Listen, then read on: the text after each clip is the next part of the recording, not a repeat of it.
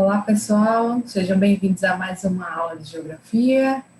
E aí, hoje a gente vai trabalhar com questões ambientais, né? Vamos falar um pouquinho sobre esse assunto tão atual, né?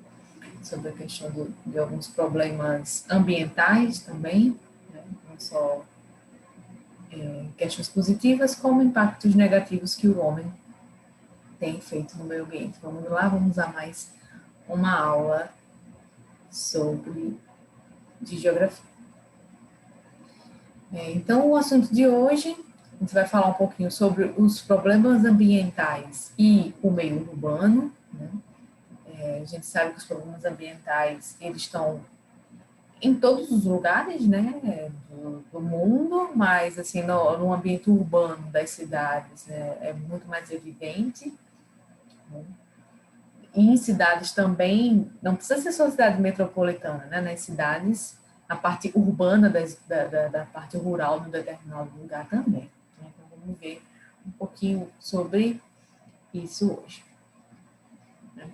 Então, as temáticas das aulas de hoje, né? A gente vai dividir em duas partes, bem pequenas e curtas, só para a gente entender alguns conceitos, né? Então, a gente vai falar um pouquinho sobre as mudanças climáticas, né? Que é isso, é numa escala global, né? Que interfere no local. Então, a gente se questiona aquecimento ou resfriamento, né? Quando a gente fala de mudança climática, muitas vezes a gente vê muitos extremos acontecendo de temperatura, né? Inclusive agora a gente está aqui nessa gravação em julho de 2021, né? E a gente está vendo na televisão e nos noticiários os extremos de calor e de frio, inclusive no Brasil, né? O Brasil vem sofrendo muitas baixas no Sudeste, principalmente Sul, com quedas de até -0 grau, né? Abaixo de 0 grau, -1. E aí isso é bem raro, são eventos extremos. Será que isso tem a ver, né, com essas mudanças climáticas ou será só mais um ciclo do mundo? E será que é só aquecimento ou também está resfriando? Vamos tentar conversar um pouco sobre isso. Na segunda parte, a gente vai falar sobre a camada de ozônio, a importância e o que é que vem ocorrendo nela nesses últimos anos. Então, a gente fala muito de aquecimento global e aí tem um termozinho que a gente ouve também e que às vezes a gente não relaciona, que é o efeito estufa, né? Então, o que é isso, afinal? O que é isso? É que uma coisa tem a ver com a outra, né? Um fenômeno a ver com o outro. E eles são intimamente ligados, como a gente vai ver aqui. Então, a gente tem um aquecimento global, né? Que a gente tem visto nos últimos anos acontecendo, e os cientistas, principalmente da década de 70 para cá, eles têm enfatizado e feito conferências e estudos sobre como a temperatura do mundo tem aumentado nos últimos anos para cá, né? E aí o efeito estufa, o que é que ele contribui com isso? Então, o efeito estufa, ele é um fenômeno natural, né? Vamos ter isso em mente, achar que só acontece o efeito estufa por causa do aquecimento global, que é um problema que está acontecendo agora. Não, não é bem assim. Ele é um fenômeno natural e é fundamental para a vida na Terra, porque ele faz com que as ondas, que o calor, né, não se dissipe no espaço, tem uma barreira que ele volte, né, e que fique nessa área da atmosfera para a sobrevivência dos organismos vivos que precisam de uma certa temperatura, não pode estar extremamente frio nem extremamente quente, que caso isso ocorra, podem ter problemas de extinção de algumas espécies, tanto os animais como vegetais, inclusive nossa também, né? Então, o efeito estufa, ele serve para bloquear esse ar e esquentar numa temperatura boa, né? O ambiente propício para os oceanos, né? Para a própria Terra, para a vida biológica, tanto marinha quanto terrestre. Então, vamos ter em mente que ele é um fenômeno natural e fundamental. Mas o que está acontecendo é que esse efeito está extrapolando, né? Ele tem ficado mais do que o normal, então tem esquentado mais do que o normal por conta muito das nossas ações, que aí a gente vai para o ponto 2, que é o problema está na intensificação do efeito estufa. Então, algumas ações humanas, como construção de grandes cidades com muito concreto, né, com muito asfalto, muitos prédios, né, são das grandes cidades, né, muita construção, né, então a água e a própria temperatura, ela não tem uma conexão tão grande como tinha quando era a natureza, né, com as árvores e com o ambiente mais natural. A gente tem interferido de uma forma que essa concentração de calor, ela tem aumentado mais, principalmente nas grandes cidades, em regiões metropolitanas. A gente vê que existe uma diferença de temperatura, não de clima ainda, mas de temperatura, no mesmo estado, na região metropolitana, ou seja, tem as grandes cidades, indústrias, que é quase tudo asfaltado, e nesse mesmo estado, só que em áreas rurais, em zonas rurais. A temperatura já é mais amena, já dá uma baixada. Por quê? Porque não tem tanta interferência de asfalto concreto, né, que o ser humano faz. Uma previsão meteorológica que a gente tem, aí a gente tem uma organização meteorológica que acompanha as temperaturas por um bom período, né? Então eles vão classificando e vão anotando em quanto tempo que essas temperaturas, o que é que tem acontecido com essas temperaturas ao longo do tempo, né? E aí eles estão vendo que tem um quarto aumento na temperatura do planeta, né? O planeta tem uma média, eles fazem uma média das temperaturas, e eles estão prevendo já um quarto aumento até 2100. E aí, em determinado momento, quando esse aumento da temperatura for muito grande, isso pode mudar o clima, né? A temperatura não é diária, né? O tempo muda todo dia, né? Às vezes está frio, está quente, está chuva, está sol. O clima, ele é mais permanente, né? Assim, ele é contínuo. Então, o clima de regiões tropicais, né? Um clima mais quente, o clima de zonas subtropicais já é mais frio, polares e tal. Só que a gente tem interferido tanto, né, no mundo, e aí o efeito estufa tem também contribuído, que talvez a gente mude a questão climática em nível global e mundial. E aí tem a questão do desmatamento também, né? Que aí quando a gente desmata, a gente contribui que essa temperatura aumente naquela região, porque não tem mais a vegetação para fazer o equilíbrio, né? Já mais na área biológica.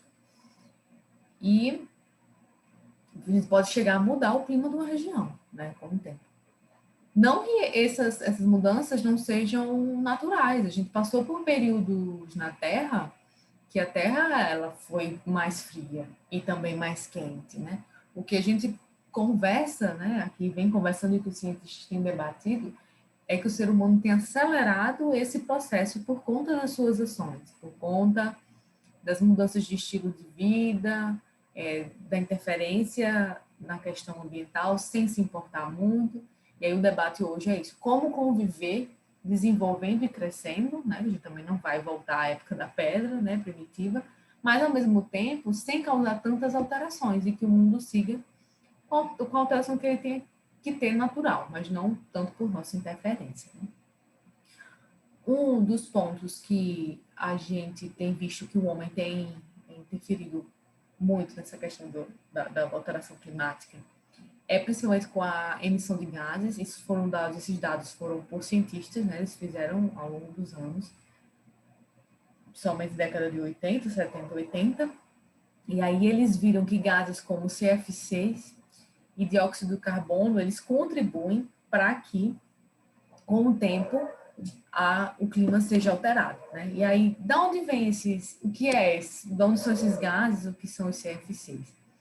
Dióxido de carbono. Então, são gases, basicamente, da queima de combustível fóssil e de florestas. E aí a gente tem a grande quantidade de carros, né, que é combustível, né, gasolina e diesel, são combustíveis fósseis. E a gente vem vendo o avanço, infelizmente, da destruição da floresta. Não precisa nem muito longe, né? Aqui no Brasil mesmo, a gente vê o avanço na Amazônia, principalmente nos últimos anos. No Pantanal também. Então, assim, são queimadas gigantescas, que têm sido as maiores dos últimos anos, né, das últimas décadas, que nunca tinham ocorrido, que ocorrem em períodos mais secos, que é natural que ocorra mais queimadas, mas não na Amazônia. No Pantanal, sim, até é comum, mas na Amazônia não é comum que se ocorra. Não passa por um período seco que naturalmente tem essa tendência à queimada. No Pantanal, sim, tem esse período. mas na Amazônia não. Na Amazônia é basicamente por conta da devastação, né, mesmo, do avanço da devastação florestal para questão econômica, né, que aí tem questão de agricultura e também de pecuária, que tem avançado. E a gente vê que num sistema hoje que a gente tem tanta tecnologia, talvez a gente não precise de tanta mais terra desmatada para poder produzir, né? Se com tecnologia em um espaço menor a gente consegue produzir. Então, esse é o grande embate de uma parte dos cientistas, né? Que aí eles vão falar de que não é tão necessário assim se destruir, porque com o desmatamento a gente vai aumentar essa quantidade de dióxido de carbono, que vai aumentar a questão do efeito de estufa, que pode mudar, inclusive, o clima em diversas partes da Terra. Ou seja, um desmatamento aqui na Amazônia ele pode ter um impacto global, né? Não só um impacto local. Então, como é que se dá? Aqui é um gráficozinho rápido de como é que é o efeito estufa, né? Como é que acontece e o que é que colabora, né? Então, a gente tem a colaboração do desmatamento e queimada, que a gente já falou, dos gases CF6, que, graças a acordos, isso tem mudado, né? Esses gases eram basicamente de alguns produtos de desodorantes, por exemplo, aerossóis, e de geladeiras. E aí, eles fizeram um acordo para as indústrias mudarem o processo e não usar esse tipo de gás, que tem esse impacto, né? Não só no efeito estufa, como também na camada de ozônio, que a gente vai ver mais à frente. A gente tem visto o avanço de combustíveis que não sejam fósseis, mas sim renováveis, né? Então, a gente vê já carro elétrico, energia solar, o avanço da energia eólica, que são energias mais limpas, né, do que as energias que comumente a gente usou. Né? Então, o que acontece? Então, a radiação, né? Então, a Terra tem absorvido mais, né, esses gases, e aí essa radiação absorvida ela volta para a Terra em vez de escapar mais do que poderia ser, né, escapado da camada, né, com o Sol e o reflexo, por conta desses gases. Então, esses gases fazem com que mais radiação solar fique aqui, e aí fique mais quente, e isso vai aumentando a temperatura, né? Basicamente desses gases. Então, a gente tem progredido, mas falta muito ainda. Né? E aí, vamos falar um pouquinho também do aquecimento global, né? Especificamente, que é uma discussão ao redor do mundo, né? A gente tem conferências de meio ambiente, os países assinam, os países não assinam, aí vai para a questão política também. E aí a gente vê algumas outras interferências mais a nível local também, né? Do impacto, né, ambiental. Então, a gente tem as ilhas de calor. O que são as ilhas de calor? É uma elevação das temperaturas médias nas áreas urbanas, substituição da vegetação por asfalto, concreto e cimento. Então, além de colaborar para o efeito estufa, né, localmente a gente já vê, antes de ter essa alteração global, localmente a gente já vê a temperatura nas cidades, normalmente metropolitanas e grandes áreas, já é maior do que em locais que têm a vegetação mais protegida, em áreas rurais e tudo mais. A temperatura é maior, de fato. Ou seja, se tivesse mais vegetação, aquele lugar seria mais frio. Então, são ilhas de calor que vão acontecendo naqueles ambientes. E aí não é nem confortável para a gente. É mais confortável estar num ambiente que tem uma ventilação, uma temperatura mais amena do que nessas grandes cidades em que chove e o calor fica retido. Um outro problema que acontece é em relação às chuvas ácidas, que aí também é um problema maior em regiões metropolitanas, né, que são cidades que têm uma concentração industrial maior, ou seja, por conta desses gases tóxicos presentes na atmosfera, né, principalmente das indústrias, naquela região das indústrias, quando a chuva cai, a chuva normal, né, ela acaba caindo de uma forma mais ácida. Por quê? Porque o gás, a emissão de gás é maior naquela região, então quando sobe, né, que aí a evaporação, ela evapora com esse gás, e aí quando a chuva se forma, ela se forma já com esses ácidos. E aí o que pode acontecer com essa chuva que já vem contaminada por conta da poluição do ar, né, daquele ambiente? Quando ela cai no solo, ela pode poluir não só o solo, que aí vai inviabilizar para a questão da agricultura ali naquela região, como também no lençol freático, né? Porque essa chuva, a gente sabe que ela entra, né, pela terra, e aí pode poluir o lençol freático que abastece as cidades, basicamente, né, de água. E também os grandes rios. E aí vai ter um prejuízo não só para o nosso abastecimento de água, como de alimentos, de peixes, né, e de outras formas de sobrevivência que a gente tem pelos rios, né, daquela região. É mais pontual, essa questão das chuvas ácidas são mais nessas regiões industriais, mas que se a gente não tiver uma consciência, né, não fizer nada, isso pode virar um problema global. Quanto mais indústrias desse tipo, né, mais lugares com indústrias assim, mais problemas a gente pode ter, né, em relação a essa questão local que pode virar global. Então a gente vê que tem uma grande interferência humana, né, nessa questão da atmosfera, da poluição do ar, né, a grande quantidade de poluentes lançados na atmosfera ocorrem tanto em escala local e regional, que aí, como eu falei, são as ilhas de calor, chuvas ácidas, aí tem inversão térmica também, que é local, como em escala global, porque esse tipo de atitude, esse tipo de gás usado por indústrias que, em grandes quantidades, eles podem interferir, por exemplo, na destruição da camada de ozônio, que a gente vai ver mais à frente, né? Então, a gente vai ter, ao longo do tempo, uma possível alteração do clima, e inclusive da vegetação também, porque com a chuva ácida a gente pode ter extinto algumas espécies vegetais também, né? Não só alteração de clima, mas fazer extinção de algumas espécies vegetais e depois de alguns animais por conta daquele vegetal que não existe ali. Então, é uma interferência que, por menor que seja, o impacto pode ser muito grande. Então, a gente tem que estar atento a isso. E, assim, a maioria dos governantes de países progressistas, de países que pensam no próprio futuro, né? A gente tem visto essa preocupação com o efeito de interferência humana na dinâmica da Terra e na alteração do clima. Então, acho que o aquecimento global é uma coisa que a gente tem visto muito e a gente não entende o que impacto é esse, né? Então, a gente pode ter desertificação de algumas áreas, com intenso desmatamento, destruição da fauna e da flora, problemas na água, na poluição da água, né? Não só pela poluição direta, mas como essa questão dos ácidos das indústrias, e aí destruir a nossa própria sobrevivência. Então, não preservar e conservar, né, são duas coisas, o meio ambiente é autodestruir, é a autodestruição humana. Eu trouxe aqui um exemplozinho para vocês, mais atual, que foi de 2019, eu não sei se todos lembram, mas a gente, por conta do desmatamento da Amazônia, né, que a gente teve um grande aumento, principalmente de 2019 para cá, e aí em 2019 a gente teve um dia que virou noite em São Paulo, uma frente fria da fumaça vindo de queimadas da região da Amazônia. Posteriormente, tivemos do Pantanal, que também atingiu outras regiões do Brasil, por conta das massas de ar, né? Não acho que é porque está lá na Amazônia que não chega, né? Porque a gente tem, por exemplo, a frente fria que a gente enfrenta no inverno vem do polo, né?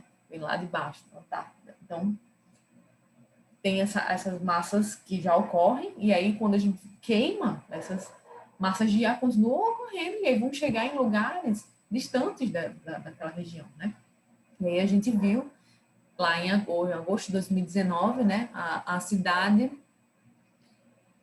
São Paulo, ficou dentro de uma nuvem, né? E aí vocês podem ver até vídeos se tiverem interesse, se não lembrarem, porque por conta dessas fumaças de queimadas que contribuem para a escuridão, né?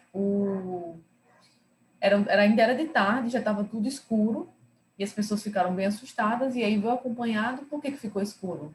Porque estava tendo um imenso desmatamento na região da Amazônia naquele período, né? E acabou chegando essa interferência em São Paulo, que escureceu. Então, assim, interferência local é pequena, é numa região, mas pode atingir todo o globo. Aqui só foi um exemplo para a gente ver dessa interferência e para a gente ter uma noção mais do Brasil, né? Não ficar tanto com só exemplos de fora de aquecimento global. Vamos falar um pouquinho agora da última parte, que é a camada de ozônio. Então, a gente tem a camada de ozônio, que é uma camada que protege a Terra, né, dos raios solares. Então, ela é uma espécie de escudo, né, ou filtro natural, tem mais ou menos cerca de 30 quilômetros de espessura, contra esses raios nocivos do Sol, né? Então, a natureza ela é muito sábia, ela age de um jeito que protege a gente das interferências externas, né? E se a gente interferir nisso, a gente vai deixar um espaço para que a natureza nos prejudique, mas a própria natureza ela é sábia, ela tem os próprios processos para proteger, né, aquele sistema. A destruição maior da camada de ozônio tem sido sobre a Antártida, e aí isso é um problema também em relação ao aquecimento global, né, do derretimento das calotas polares, né? E aí, quando foi que descobriram isso, né? Então, os cientistas fizeram uma pesquisa, e foi basicamente na década de 80, né? Eles viram que essa camada que protege a Terra estava se deteriorando, né?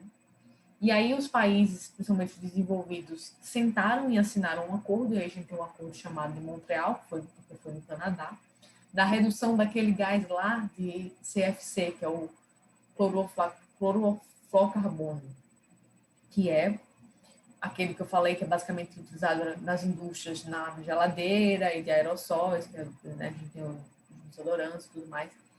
E aí eles tinham um acordo em quanto tempo eliminar, né, para que, isso na década de 80, para que acabasse de usar. E aí, nos últimos anos, depois desse acordo, a gente viu, tá vendo, né, a gente vai ver no próximo slide, uma significativa redução do tamanho do buraco, que existia esse buraco, que era basicamente mais da Antártida e região, né, da camada de ozônio, e a gente viu que ela pode ser recomposta, a gente vê como a natureza ela se recompõe, né, se a gente ajuda, se a gente não interfere. E esse buraco tem diminuído graças a esses acordos que impedem o uso de algumas substâncias que interferem na camada de ozônio e na atmosfera, enfim. Então, assim, tem jeito, né? Se a gente fizer acordos, a gente sobrevive e continua crescendo e desenvolvendo, mas sem afetar tanto o ambiente que afeta a gente, né? A nossa própria sobrevivência. Então, aqui nesse slidezinho, a gente vê basicamente a evolução, né, do buraco da camada de ozônio. Nesse primeiro aqui, a gente vê em 79, né, como é que estava, né, que ainda estava... A gente não usava tanto, a indústria estava avançando mais, e aí a gente depois vê em 89, como é que já avançou, porque a indústria usava sem discernimento, né, esse tipo de gás. 2006, né, que aí também ainda estava... Aqui foi na época do acordo, 89, 2006, já tinha um acordo, né, então vinha diminuindo, e a gente veio depois em 2010, e aí a gente veio acompanhando, 2014, 15, 16, 17, a gente já vê mais significativamente a diminuição, e em 2019, uma redução realmente significativa. Então, vê quanto tempo que levou, né? Mesmo depois do acordo, ainda avançou, né, esse buraco, para depois, agora, a gente começar a ver o resultado. Então, são processos a longo prazo. Não é tão simples assim a gente fazer um acordo hoje e amanhã o meio ambiente está melhor. É hoje proibir de parar de desmatar a Amazônia e amanhã a gente vê o resultado. Não é tão simples assim, né? A destruição, ela demora décadas, séculos para ser recomposta. Então, assim, a gente tem que ver hoje qual é a nossa atitude para não ter que precisar esperar tanto tempo para se recompor e não interferir agora também, né? Num processo que pode durar muito, um impacto negativo que pode durar muito nas nossas vidas e até na nossa sobrevivência. Então, é isso que eu queria, na aula de hoje, falar um pouquinho sobre a questão ambiental e a camada de ozônio, e espero vocês numa próxima. Até mais.